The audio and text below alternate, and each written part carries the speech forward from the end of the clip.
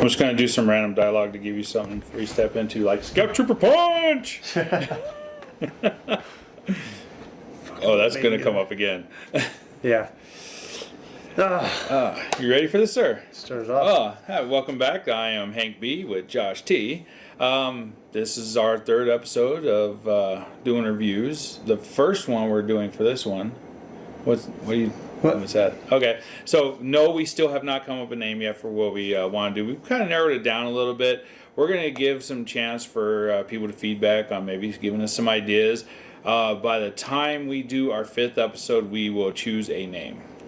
But normally, Go ahead. Maybe, yeah, hopefully. That's so.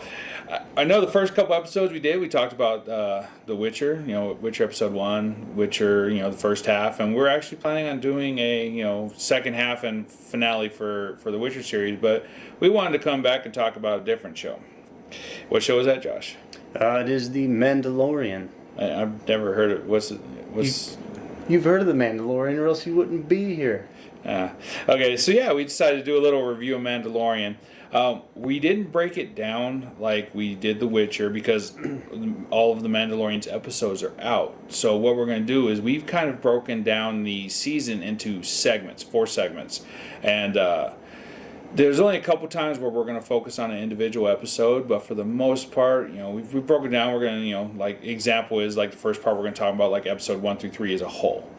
But yeah, so hopefully some of the stuff we got out of it, you guys kind of enjoyed. And if you, again, gotta say it enough. If you have questions or comments, put it in the comments. Let us know what you feel. What's your history with Star Wars? History of Star Wars, I watched it very young as a kid. Everybody was into it back in the days and stuff like that. Then I enjoyed playing a couple of the games. I believe one on Nintendo 64. I forget what it was called. Rogue Squadron? It might have been. I'm not sure. Maybe an X-Wing one. Well, there's a few out there. It was on the Nintendo 64, and I had a blast with my friends playing that. And then, the newer movies coming out, like the 1 through 3, which were pretty decent, really good on the effects and what is it there? I guess green screen and what would you call that? CGI? CGI. Yeah. It was mostly CGI, but it still came out pretty good. I wouldn't say the story was. Maybe that's something for us to discuss later on. Yeah, I mean, everybody's got their opinions on like the path of Star Wars, but I'll be honest, I find my opinion changing on some of those things as time progresses. It's like especially with the newer ones out, yeah. A lot of opinions have changed during those ones. Like, there's a loophole in the story. Oh, there's something wrong with that one, and it's the same thing with any movie that goes anywhere. Everybody's got some sort of critic on that film or that show. It could have been better this way. It could have been better that way. It could have, would have, should have, but it didn't. Isn't that kind of why we're doing this? Yeah, kind of. Yeah. I mean, we're here to talk some things up, kind of, say some good things and maybe a couple bad. I mean, I don't have too many bad, but we'll see how it goes. You notice he looked at me with the bad thing. I do have a couple myself, but that's fine. We'll get to that point. Actually, I'll say my history with Star Wars. I actually saw Episode 4, New Hope, in theaters. I was 2 years old. My mother used to love telling the story about how I sat there enthralled watching the whole movie in the theater. And I just went from there. Like all the movies, all the games. Like I've played most of the games. I've played most of the tabletop games. I have shelves dedicated to Star Wars games. I have shelves and shelves dedicated to Star Wars paraphernalia. I've seen all your Star Wars miniatures too. You haven't seen them all. I know I haven't seen them all, but I've seen enough. It's literally a big, giant suitcase full of a bunch of little miniatures, little ships and everything. We used it for a green screen for one of our that was just Wars. one game in the vast... Yeah, he's talking about X-Wing. That's just one game in the vastness of shit I have. I got you. It's part of the language. Right, let's get this going. And again, we're going to be talking about spoilers when it comes to Mandalorian. Again, all 8 episodes are out, so if you are waiting to see it, come back to talk. See what we have to say later on. But we will be talking about spoilers. So, first part of the episodes we're going to talk about is we're going to talk about episodes 1 through 3 as a whole. Wow, first time I haven't been prepared. Someone's a little That, unorganized. I wasn't organized on that one. Well, I have a lot of notes for The Mandalorian. That's the Mandalorian, The Child, and The Sin. Those are the first 3 episodes. What did you think? For how it started, I loved it. You know, he goes in and there's, you know, these guys that are just kind of picking on him and stuff like that. He's just kind of silent taking it, and all of a sudden he just goes into badass mode and just starts throwing them all over the bar. And then, what is it, the last guy that he kind of chucks out the door and gets caught in the door and sliced in half? That was pretty funny. Didn't the guy like try to run away and he grapple hooked him? I think so. That's like I know you've commented on other things that the grapple hook is your your favorite. I like maneuver. the grapple hook, but just, you know, when he got caught in that door and cut in half, I was like, oh snap! Oh, I love this first episode. I mean, just the first 5 minutes, like you got all this stuff going on, and like the story is very well portrayed, and the way it's going. And then, you know, he's at his his target that he's supposed to capture. Right. So I thought that was pretty funny. And, you know, he's trying to give out so many excuses, and he's like, I could take you warm, or I could take you cold. And then that's pretty much the only thing he says. And the guy's like, all right, I'm good. They definitely delivered on that whole he's a bounty hunter on the fringe feel right from the start. Like, you were just like, okay, yeah, let's do this. So beyond the first 5 minutes, you know, like getting into the whole, we see Carl Weathers. I mean, did you like his role? Who's Carl Weathers? I'm bad with names. I'm the worst one with names, but he played Creed in Rocky. He was the black guy that was handing out the jobs. Oh, okay. He was the guy in charge of the bounty hunters on the planet that it was based out of. The guy from Happy Gilmore with the fake hand. Okay, yeah. I like. You can kind of tell our age difference there. I go with Rocky. He's going with Happy Gilmore. So. But I really, I liked his character in there, and the fact that, you know, at the end that he like lives, and then, you know, later on comes back. We're talking about 1 through 3. Yeah. Okay. Okay. Yeah. You know, he does live at the end of 3 because at the end of 3 he does get shot. I wonder if he was shot in that specific spot on purpose. Maybe. Because the dude had that, like, was it Basker little plate talking about how he was rich too or something like that. Mm-hmm. And so, I mean, Mando saw it, like they talked about it. So I wonder if the Mando shot him there on purpose knowing it wasn't going to kill him. Could have been just luck. Probably luck. You see those movies where people have like little tiny Bible in their pocket, and it shoots the Bible and it catches the bullet. That's fair. Yeah. It could have been luck, could have been purpose. Who knows? If you know, let me know. But the other thing I liked about was the introduction to like the metalsmith. She was awesome. She was awesome. She kind of has like a Valkyrie, like a Viking look to her. Yeah. And I don't know, I was digging it. And just the way that, you know, he comes in with his armor, kind of, it looks a little tattered and stuff like that, and he's building up his armor through, you know, the episodes, and it just looks like, oh yeah, that's another addition to that. That's badass. It's like almost kind of like you'd be playing a game where you're trying to get advancements on certain armors and stuff like that, and each it seems like each one he's just advancing that armor and getting better pieces and stuff like that. Definitely.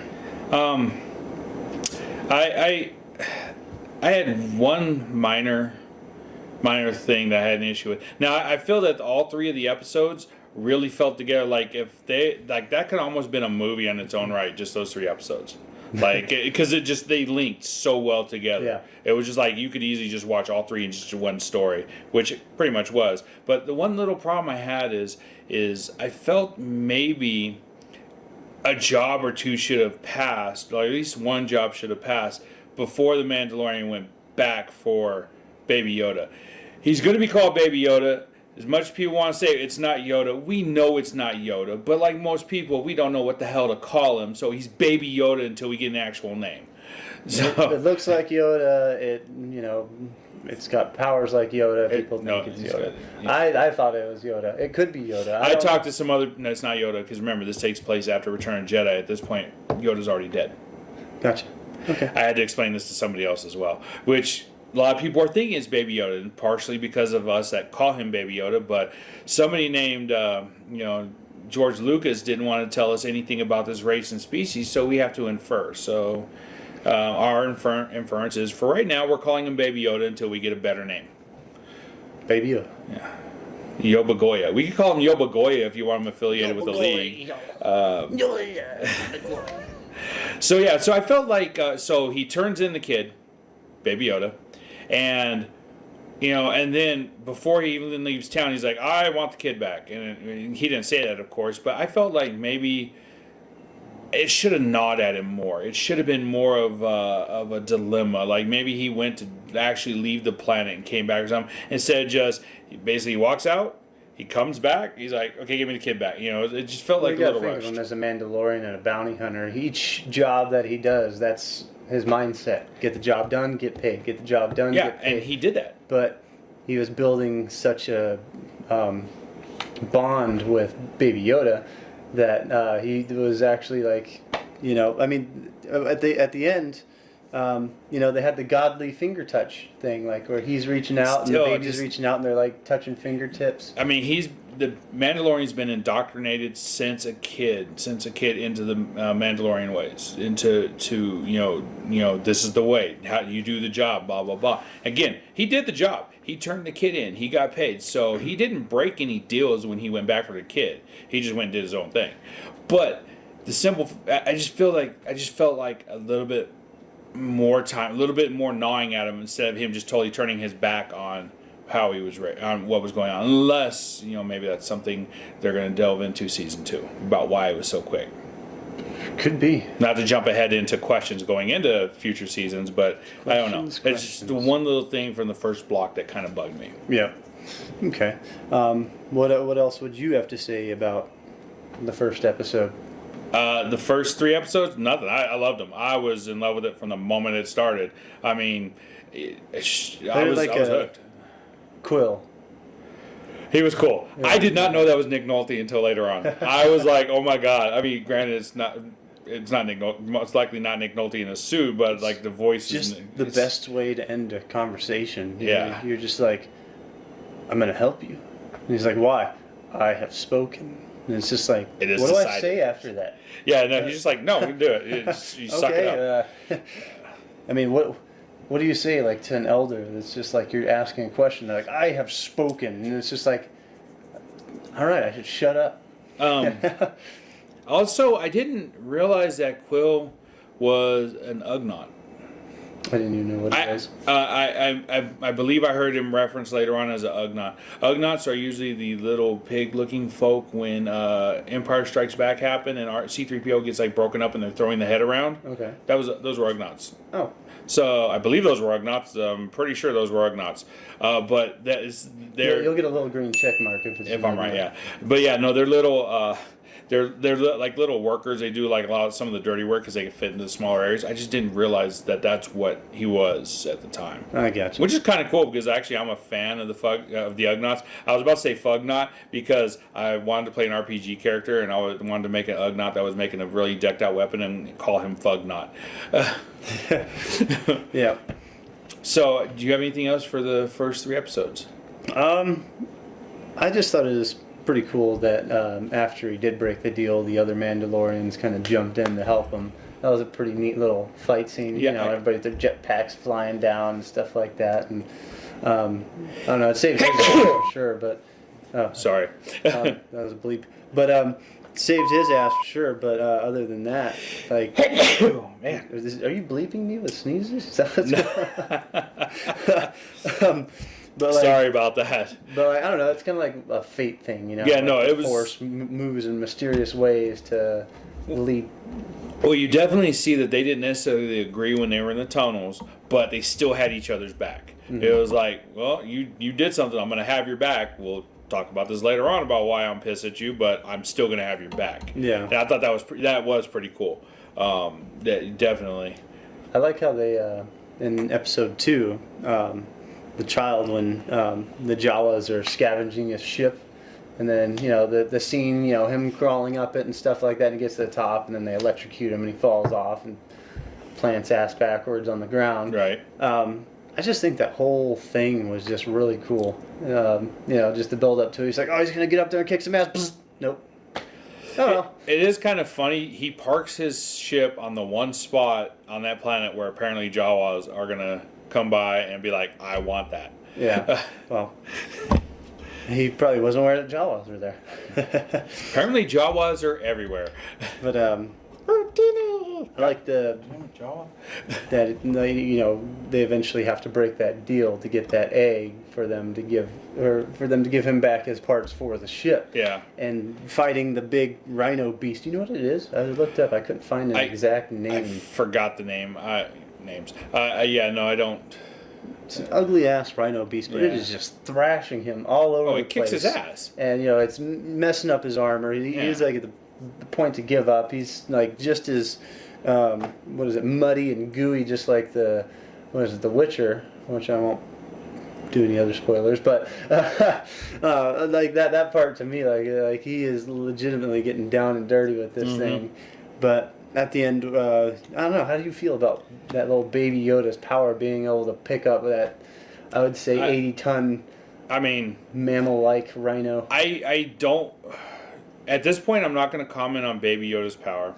I do have some comments for it in reference to another episode, but overall, we do not know enough about Baby Yoba Goya yet to know what is going on with him. Yo-bugga-dooba-doo. Yeah, whatever, but yeah. So considering he just had a kid, so that's natural for him. But considering we don't know enough yet, the power he showed. Again, he's 50, so we don't know how power resonates with the race because nobody knows really anything about the race.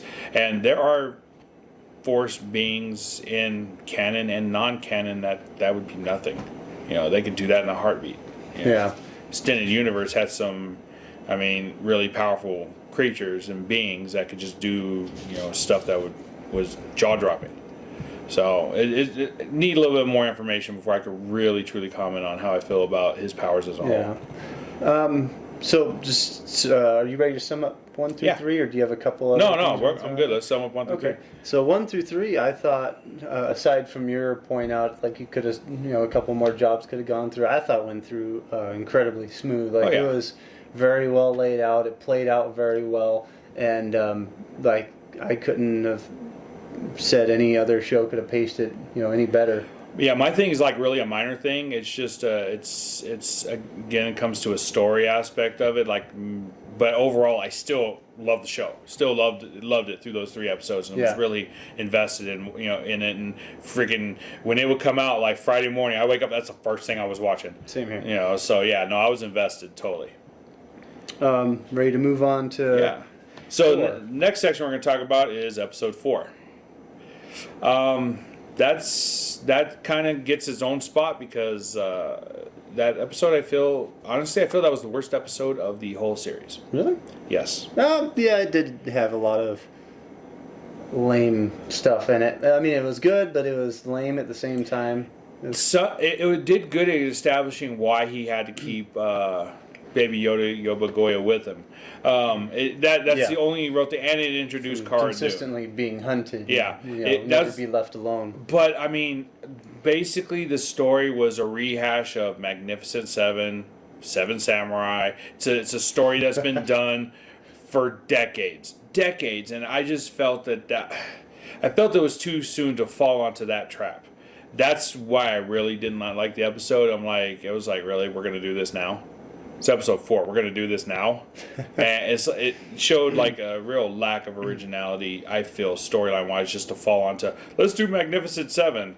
For people who don't know what reference I'm making, which I assume most people would, but if you don't, it's where the town that's being beat up by the bad guys goes and hires some good guys or some not-so-bad guys to defend them against the badder guys, and then also trains up the people there to help them fight for themselves. And the badder guys always have... And the badder guys lose. Super duper equipment like an AT, ST. Or more numbers. How do they even maintain that thing? Like a bunch of just rebel bandits with... Doesn't even look like they had that great of technology in their camps.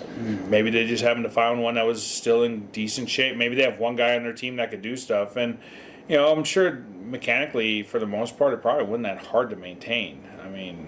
They were mass-produced units that probably has a lot of, just saying. Yeah. Trying to give them the benefit of the doubt that they had at least a couple smart people in their group. Okay. They weren't like savages in the woods with rocks going, I have ATST. They are ugly, though. Oh, that's very specious of you. I'm just... I know you had some issues with the ATST. Do you want to bring them up? Yes. So the battle, they go to that campsite, the bandits, and then they stir up some commotion, and then the ATST wakes up and starts chasing them. Pew pew pew. They finally get to the trap, and it's walking full speed, and all of a sudden stop. One leg kind of is like reaching around, kind of like, oh, should I? No, I'm gonna like plant here and just stand here. I'm gonna be the biggest piece of equipment while all the little people run around, and I'm gonna put a spotlight on a couple people and maybe just watch her while other stuff's going on. I'm just gonna look at her, and then I'm just gonna look at her, and then maybe move around and shoot a couple times. But I mean, if you have the main piece of equipment to obliterate your enemy, you use that against several people, not just focused on one. Fair. I mean, that's a fair point, unless they got lucky and realized that those two were their biggest threat. And he did seem really hesitant about steadying his foot in the water, like he knew the trap was there, and it's like, you're not supposed to know that's there. Why are you like stopping? What's going on?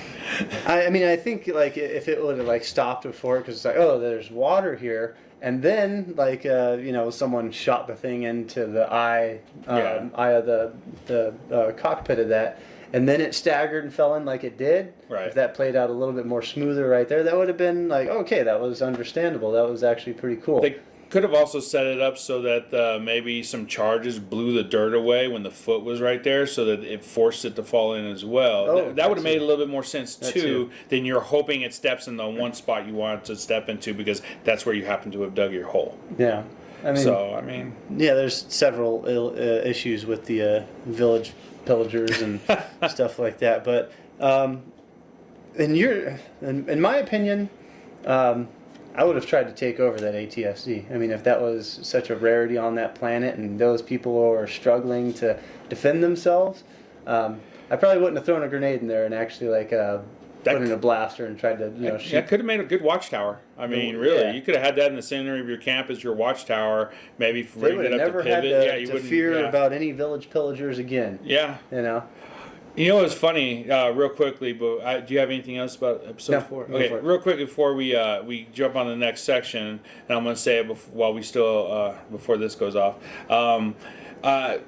There was a article I was reading where apparently somebody who, I don't remember their name, was commenting that Disney needed to stop The Mandalorian for its lack of strong female characters in the show. This came out like right after the 3rd episode came out, and it made me laugh. Because at this point, I already knew about Cara Dune. Funko Pops already had her figure out. Mm-hmm. But it was like you barely given the show a chance. Episode 1 through 3 kind of were linked together as one thing. And you did have the Valkyrie Smith, who was a female character who was very strong. But then the 4th episode, and again, these episodes were already made before this person ever made this comments. You have Cara Dune. You have the lady in the camp that kind of is like... tempted the Mandalorian with staying, who could shoot her ass off. She was the best shot in the group. And then you have all these other female characters that were, going to be coming out in the show. It's like, stop critiquing on the lack of a certain type of character before the first season's even done. Yeah. It's like, just stop it. I mean, let the people tell their story. Let them say what they need to say. Let them do what they want to do. She was badass, though. She is a badass. Oh, yeah. It is. All the female characters are very, very strong characters that don't flaunt the fact they're female. They fit in perfectly well with every other character that's there. Yep. Going into the next set, we have 5 through 7. Now, I kind of broke down 5 and 7 because I feel 8 needs so much talking on its own. Okay. With 5 through 7, we have the Gunslinger, we have the Prisoner, and we have the Reckoning. So, each one, Gunslinger and Prisoner were both pretty good. They were good single one-offs, single spin-offs, like this single adventure that kind of just like still told the story, still did some stuff, still fine-tuned like the relationship between Baby Yoda and the Mandalorian. And I really liked my one little point before we get into. I really liked some of the actors they had. Like especially in The Prisoner. That was great seeing Bill Burr there. But yeah. So what did you think of those 3 episodes? You mean 2, 5, 6, 7? No, sorry. 5, 6, 3. What is it? Chapter 5 was pretty short. Wait, what was that one? Gunslinger, when they went to Mos Eisley. Oh, okay. So Yes. the gunslinger. So that's the baby that was caretaking Baby Yoda while he was out with Toro. I call him Turd Toro because he was a little turd backstabbing Mando like that. He's sitting there trying to help him out, help a brother out, help him get into the guild. And then he's just like, I'm going to backstab him because this lady says that, I'll be a superhero. What's funny is when they went there, I thought we were going to get a recreation of the whole who shot first scene. And like Mando was just like not even going to give him a chance to shoot at the end. Like at the end of the episode, I thought they'd be talking over at the bar and blah, blah, blah. And like, like he would be like, hey, come on over. And Mando would just be like, and just, walk away. I thought that'd be kind of funny. But that was like right where I went from the beginning of the episode. Yeah, so Chapter 5, it just... You saw it was decent, but all I could focus on is Turd Toro just being a turd the whole time. Like I didn't trust him the first time I met him at the thing. I mean, he's sitting there with his leg all cocked up on the thing. Got a job for you, bro. He's a little man Han. Did you see who played? Did you see who played the assassin in the mountains? I wasn't focusing on the character. I mean, she was hot, but who was she? I believe she played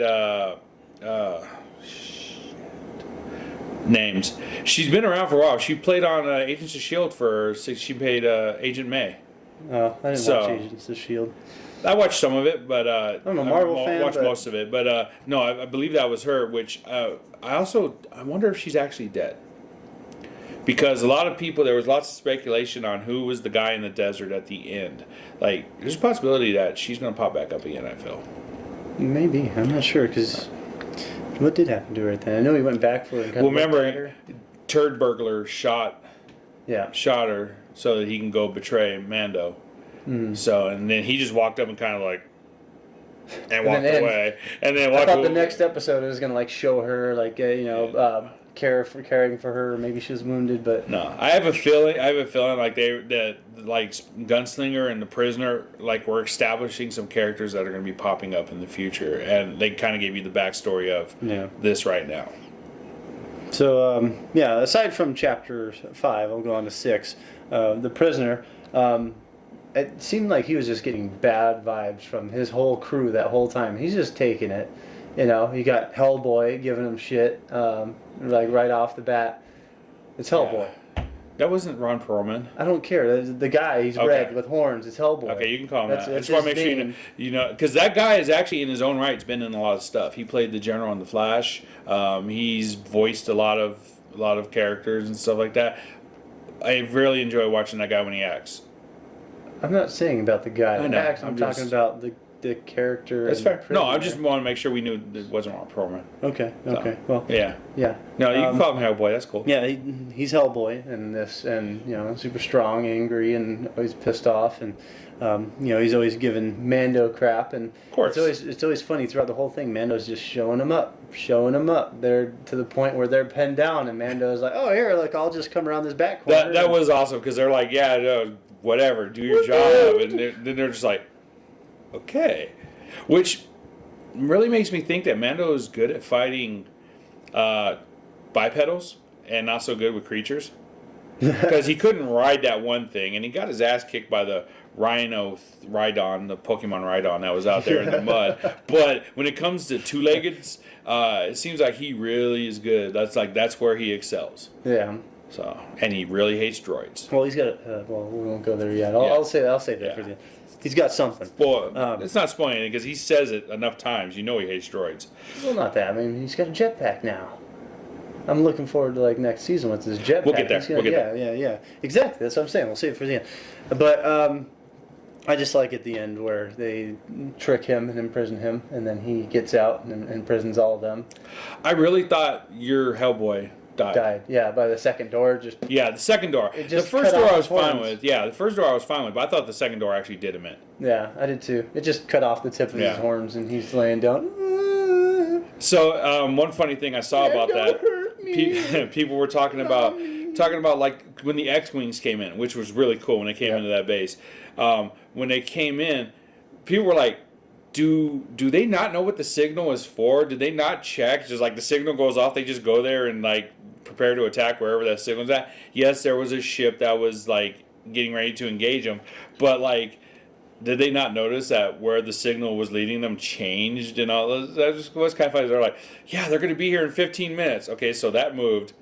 Yeah, so they're just like, well, whatever. Let's just go there and blow that up. It's like, okay, whatever.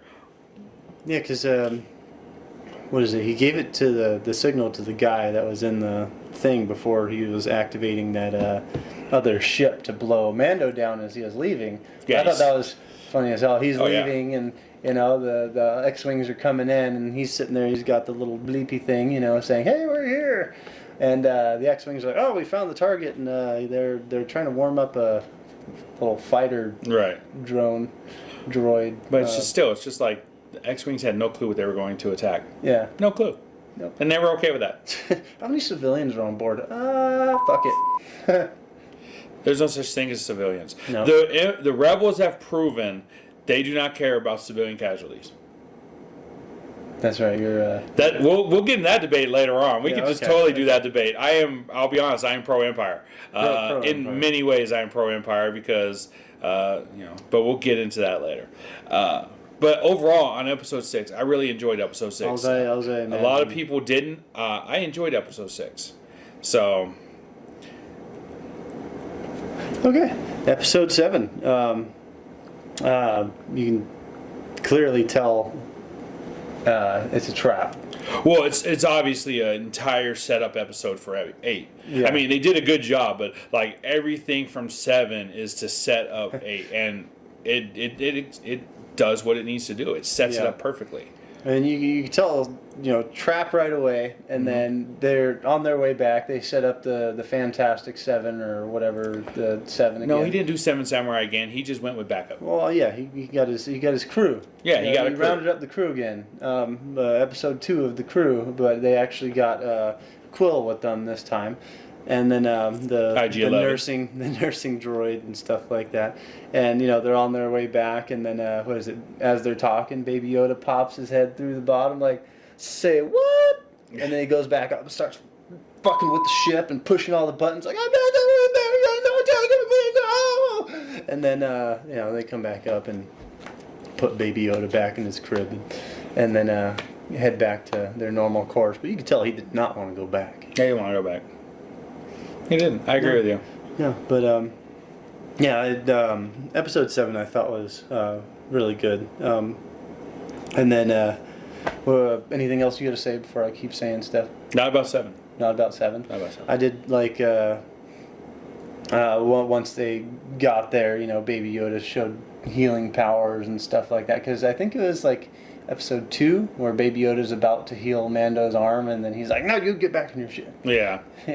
But it actually that brings up an interesting point with the whole powers at this point. Like before we get into 8 and what they talk about in 8, at this point, I like how they're doing. Nobody knows what the hell the Force is. I really like how the idea of is not really out there. Like nobody. They're like, I don't know how he did it. Whatever. I just don't know. I mean, I'd be on Mando's side too, and keeping that little baby safe, because that thing will make me money in the future. Okay. Well, I believe I just remembered. I do need to bring up a point. I don't remember. I believe it was in The Reckoning. Baby Yoba Goya about to force choke a bitch. Oh, the arm wrestling thing. Yes. Now, that was the first time I was like, is Baby Yoba Goya evil?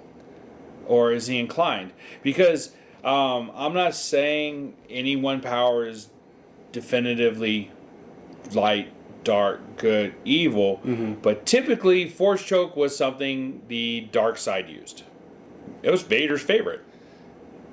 It was Vader's favorite. Yeah. Force choking is typically a dark side power because you're choking somebody. Light sides usually were more towards, nourishing. Like the healing would have been a light side. Choking would be dark side. So it's like, Baby Yoda go ahead choking the bitch out. Yeah, I know. I kind of think he sees Mando as like his best friend, like a father figure, and like he thought that they were. I think he got the wrong idea. But, they're like she's gonna win. Like I don't want that to happen. Like I'm gonna help you. And yeah, but he could have force pushed the hand to make Mando's hand win. I'm just saying it's an interesting thing that they threw out there that I am like, I literally thought that he was gonna make her win. Like he was like kind of just that would have like been embarrass funny. Mando. I thought he was gonna like have her hand like slam him down and stuff like that. But he decided to choke a bitch instead, which was still kind of funny, but it was kind of cruel at the same time. What'd you think about Quill dying at the end? Hold on, we haven't gotten into 8 yet. No, that's at the end of 7. No, it's not. It's the end of 8. He does. No, he does. You don't see that definitely happen until the beginning. I thought that was no. You're right. I apologize. He wasn't necessarily dead at that point. He was shot. I didn't think he was dead. His mouth was open and he was drooling on the floor. That doesn't necessarily mean dead. That just could have meant it hurt a fucking lot. Excuse my language. He made him go night-night? He made him go night-night. That's for you, Josiah. He made him go night-night.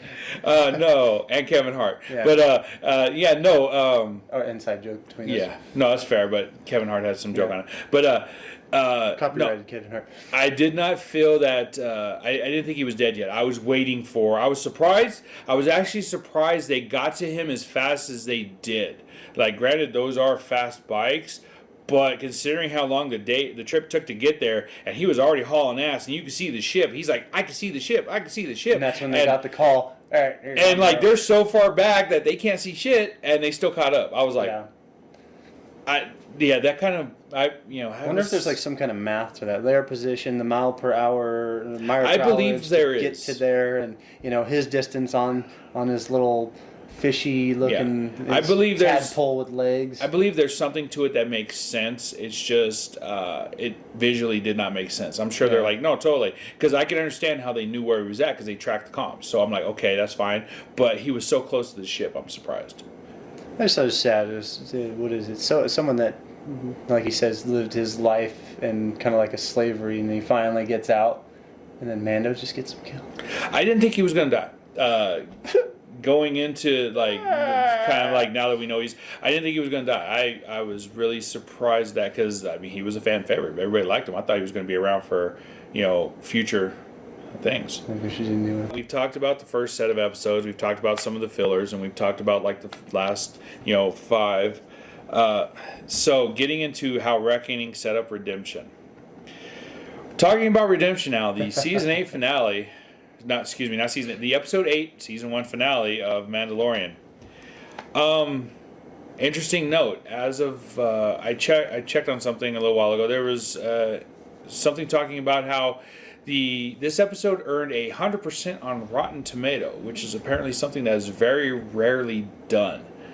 And I have often said that I feel this is the best episode of the series so far. And this episode was from start to finish an awesome episode. It was. Right there at the beginning, the guys on the speeders, you're like, those dicks, they killed Quill. And then, they get to their spot and they're all chatting with the leader just killed his own guys because they were talking. They're just taking, so we just wait. And they're on standby. And then you think that thing's okay? Well, you punched it kind of hard. The baby grunts first and he's just like, hey, stop it. Bam! And just punches it. I'll have it right there. But he just starts punching it and stuff. I think he hits it like 2 or 3 times. He hits it twice. The other one hits it a third. I've rewatched this because I love this scene. Funny. Scout Trooper punch. after I saw this episode, when I was working, every about half hour I'd be like, Scout Trooper punch. I could not stop. It is like my favorite thing. I don't hate on dude for punching him. I think it's perfect. It's hilarious because like he bit him and he just socked him. Yeah. You know, it was great. Those two guys, I want them at least once a season doing something. They were awesome. Yeah, I like those guys. But and they're getting such hate right now. Do you think they're dead? No. He didn't kill him. He didn't do anything to kill him. He broke like the one dude's arm and he smashed the other dude into the bike. Then he drove off. No, his back. I think it was his back. It was more of his whole body. It was like neck back. But no, they can both easily be alive, and I hope to God they are because they were hilarious. I want more Scout Trooper punch. I do too. They were Scout Trooper, you do it. Just like they were hilarious. They were played well, and I'm glad they punched Baby Yoda. Like, not that I want physical violence on it, but it does show that, like they even said, I don't know what it is. Stop moving. It's like same thing you would do to I'm not saying beat a dog. I'm not saying, but they're like, stop it.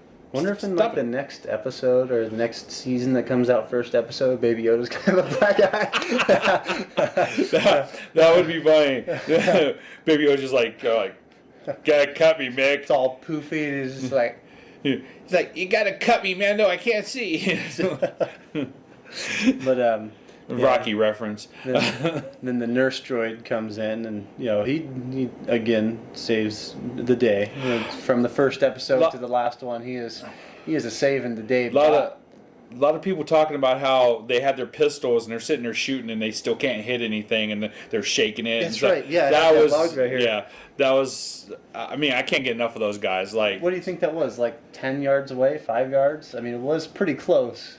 5 to 10, I think 5 to 10 is a fair estimate. I mean, I think we all assume they're shooting for that big clumpy thing, and we'll probably put a picture of what they were shooting at. It looked like kind of like a can with like wires coming out. But like, we don't quite know what they're shooting at. Like, but I assume they're shooting at that big lump. You assume right? That's exactly what they're. They can apparently shoot with their vehicles, not with their pistols. But I love how he shook it up and stuff. Like those guys were great. That is interesting because I wonder how far Quill was when he was shot and gunned down. Other than like how far that can was, they probably got up right behind him and then. Yeah. Scout Trooper punch! You don't miss with that. Just Baby Yoda. I know people hate me for it. I don't care.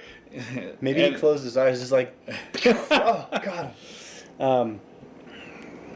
But yeah, the whole like them negotiating through that big bar window type of thing when they're pinned down and everything like that.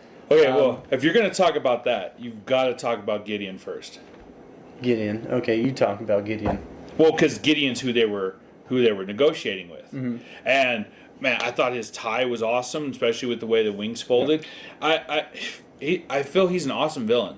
I mean, really, I feel he's the first real villain we've had in a while that was like a true villain. He's got knowledge. He's got patience. He's got an overwhelming power. He's not afraid to just kill you if he needs to, but he sees the value in maybe not necessarily killing you off the bat. Like, he reminds me of a Vader, of a Palpatine, of a Grand Moff. He's got a little bit of negotiation in him. I can't guarantee. Thrawn, Grand Admiral Thrawn. Like, he really, I find him just at the same level villain-wise of, like, you watch him and he's got the charisma to be a villain that you can see being a villain and really, come off well as a villain. Mm-hmm. Like, I want more Gideon. Yep. And then he's bringing in the heavy equipment and everything like that. All the troops are lining up. I'm like, yeah, there's going to be a battle here. And then, from 7, from all that, forming up to 8, like that was actually a really cool battle. Yeah. And then, what is it? Go ahead. The nurse bot comes in. He's got Baby Yoda on his back. We got more emotion out of Baby Yoda in episode 8 than we got out of, like, he was like, like all happy on the, like, we got more actual emotion out of him as a creature and as a living being. I was not worried about him being in that backpack that entire time. With how bad their aim is, I was like, they're not going to get anywhere close. Oh yeah, totally. He's fine.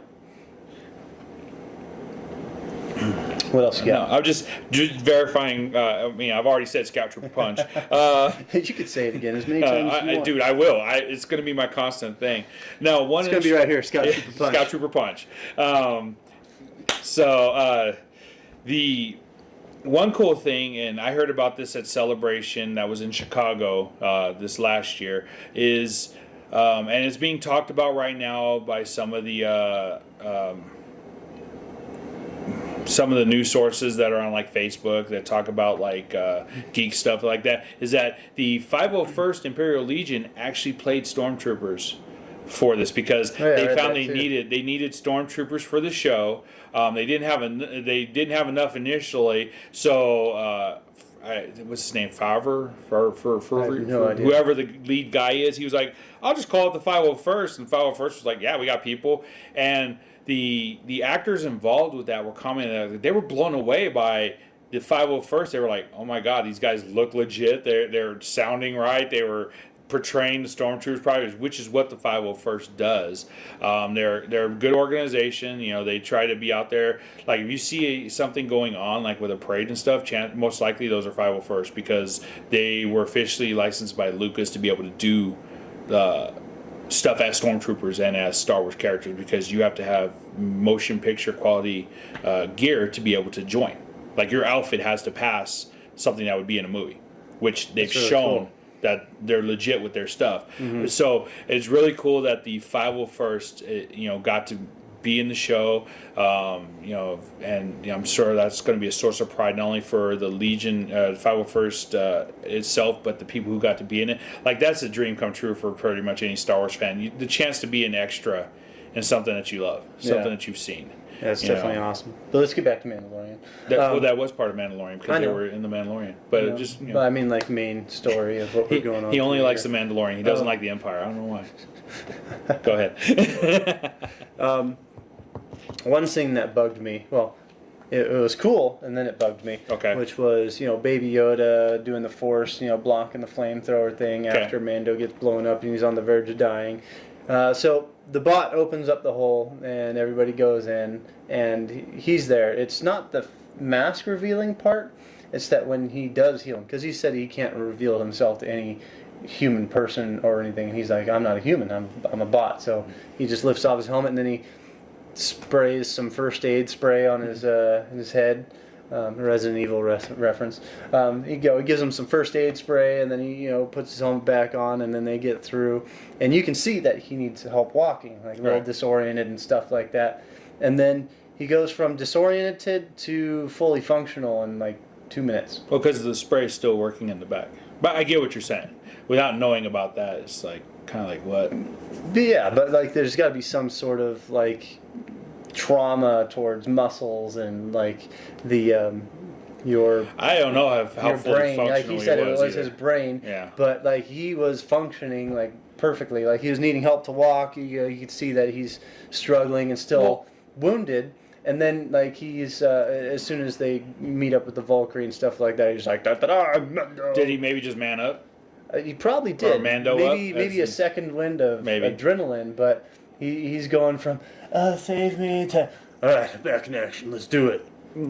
Well, yeah, that's fair. But again, we also don't know what this version of the Bacta infusion and the Bacta spray, how it reacts. Banaka? Not Banaka, Bacta. It's the Bacta. It's the first aid chemical that they have. Okay. It's like when Luke was in a tank, he was in a Bacta tank. It's like they're how they res stuff. So, I mean, Mando also could have been just being a bitch when he got blowed the fuck up. Excuse my language, just man. I'm really slipping on this episode versus others. I just want to die. He could have just been like, maybe he was just ready to give up. Maybe he was, which I don't think he was, but it's just. At least he's not putting a knife to his throat or anything like that. I don't get that reference. No, not from The Witcher. We're talking about the Mandalorian. What are you talking about? We're talking about the Mandalorian. Jeez, I know. But, I mean, I kind of get that, but I was talking with another person, and he was kind of annoyed by how the Valkyrie, which that's now her name for our name for her, how she was like, you have to take time to learn how to use the backpack, and then he was just like, ooh, doing stuff. Well, she asked if he remembered, and he said, kind of. No, this was the guy's complaint. Oh. And I told the guy, I go, well, what he didn't require a lot of skill, because if you remember, he said, yeah, I was taking the Phoenix training. I believe it was Phoenix Clan training for Something using like that. And we'll see if you get another check. yeah, what he basically did was he basically packed up and came back down. It's like, that's not something very strenuous for like him to be able to do. Like, and then he did fly away, but it's like he's not. I told the guy, I go, well, he's not doing any like intricate maneuvers. He's not doing full combat maneuvers. So it's like he did have some training. He just can't do all of them yet. So you could tell when he was falling out of the air after the tie that he's kind of like, fuck, and then he like got close to the ground, and then that was a good way to take that tie out too. Yeah, it was riding the tie, almost like riding the tide, but riding the tie. It's fair. I just thought it was cool that like instead of him grabbing the grenade and getting it the first time, like he messes up. Yeah. So it shows some characteristics towards that character that he's not perfect, but he's round 2 got it. They've definitely done well of making him a flawed character who messes up but still finds a way to win, instead of everything he does is perfect. Yeah. So, and it's not like, his flaws just happen to work for him. No, some of his flaws totally suck. Like, he lost those charges. He just happened to have enough to be able to do it a second time. So it's like showing him as a flawed person, I think, endears him more to everybody, because it's not like he's not OP. He's not super powered. He's not just like, I can blow through everything and do everything. Yeah. And then the poor droid at the end blowing himself Which up. one? Oh, yeah. Dude, okay, so Droid. honestly... Well, no, because there was 2 droids. Oh, I'm talking There about was steroids R2, and then there was I really like that they put the R2 unit on legs, because why not? Although technically the R2 unit's always had legs. He just hasn't had long legs. I really like that. It's an interesting design thing that I think blew a lot of people. A lot of people were like, you can do that? Yeah, you can totally do that. And then, we lost Quillian? Yeah. Gillian. We lost Nick Nolte, and we lost the IG. I was really surprised by that. I did not think both of those characters would be gone. Yeah. And again, I was still holding out hope until he went back to his ship, and then you see a grave, and I'm like, well, there goes the other guy. I was like, shit. It's like, I was not expecting that whatsoever. Mando must feel bad. Mando has no feelings. What are you talking about? I know. It's like, he was useful after all. Why not? But I do like the reveal of why he doesn't like droids. Yeah. Man, seeing that scene, I'm like, can we get some like live action Clone Wars era stuff now? Those battle droids look awesome. Another friend of mine, he posted something on the internet of several overlays of when he was a kid getting saved by a droid, and then being picked up by the Mandalorian and saved, and being turned into a soldier, and then basically the same way, other way around. The Mandalorian picks up the kid, saves him from the whatever bad guys, and then basically takes him under his wing. Same thing, kind of like he was taken as a kid, taken under a wing of someone else, and then it is the way. Baby Yoda, yeah, that's the way, and it's a good way. But the one thing that kind of bugged me at the end of Episode 8 is that his ship clearly flies by the tie. Why not just do a strafe run? Double tap. He might not have thought he needed to. Confirm the kill. A little bit of arrogance on Mando's part. He thought he did it. I mean, that's gonna they can't all have the Scout Trooper punch power. Scout Trooper punch. But yeah, no, he just probably was a little bit arrogant. I mean, what do you think about this thing though? Right here, let me right there. Can you read that? Oh yeah, the Darksaber. Yeah, Gonna bring that up. That was really cool. Do you know the little bit of the history on it? I don't. Okay, so I was going to save the Darksaber for final. I was going to mention the final thoughts, but the fact that they brought the Darksaber in, I was like, holy crap, my mind was blown. I was like, I cannot believe we're bringing Darksaber in. Darksaber, like, this show makes me really want to go back and watch the Mandalorian episodes that were in Clone Wars, the Clone Wars episodes that involved Mandalorians. Okay. But Rebels, like, I believe it was season 3, had a lot to do with the Mandalorian clans, and had the Darksaber reappeared in Rebels. So it was something that Sabine Wren had, and then she gave it to one of the other Mandalorians to help them lead. So the fact that the Darksaber is now in the hands of Gideon it's like, oh my god, I want to know more. I wants to know more. Nerd. Like I know a little bit. Oh my god. Yeah. So like, we'll try to get you caught up on the Darksaber elements from what they've shown in this show. Really makes you realize how much the cartoons have importance in.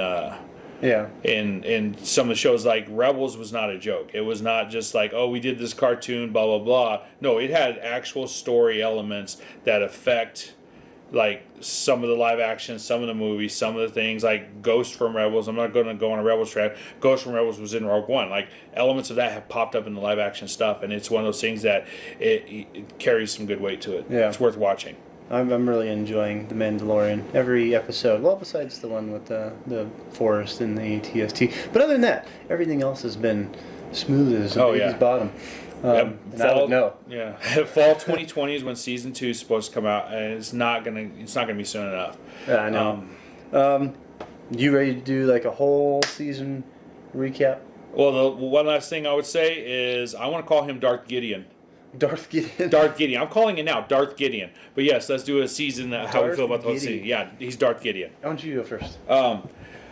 Overall, I felt it was an awkward position to put my arm, and I shouldn't have done that to begin with. Oh, we're talking about the season. Yes, this season, I love the season. Even with episode 4, like I would still, when I go to rewatch it again, I will still include episode 4. There's no episode I want to skip. There's no parts of it that I feel don't add to the show and don't make it a better show overall. I agree.